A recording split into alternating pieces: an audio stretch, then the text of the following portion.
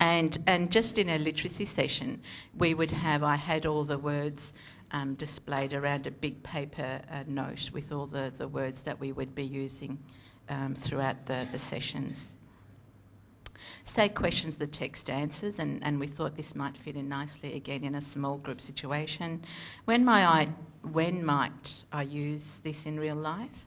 Would I need to do this? So that's something a teacher would obviously ask, and the students can give examples of.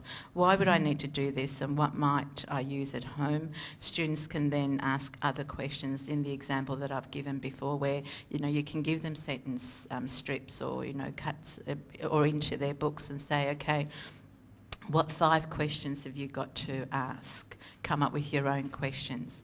Swap with a partner and see if you can answer their questions.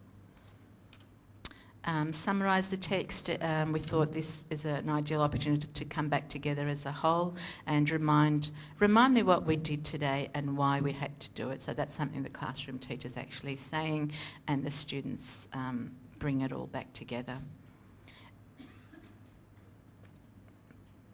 Review the text, and again in the whole situation, a statement summarising the learning for the day. So you could actually do that orally.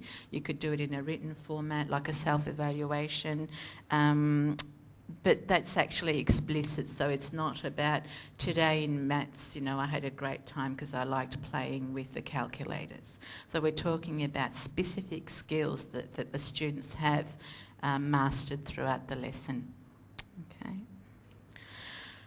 And that's all in terms of what I wanted to share with you.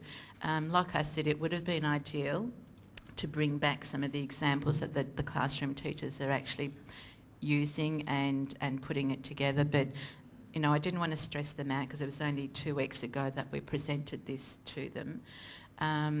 It's not going to be a must at our school this year that they follow the strategies, but it was simply a way of saying, look, it's possible, and it's going to make it easy for the classroom teachers, basically. So some sort of a common structure that if I was to go, and I guess I'm coming from a leadership point of view too. So if I was to go into a grade of, the 3 1-2s, am I going to see the same sort of things happening in those 3 grades? Is the delivery the same? If one teacher is doing some fantastic stuff, well, why isn't it happening in the room next door? So that's where we sort of tried to come into it, and we were hoping that this structure, just like it did with the John Munro, whether this structure could actually help us get to that. And that's all.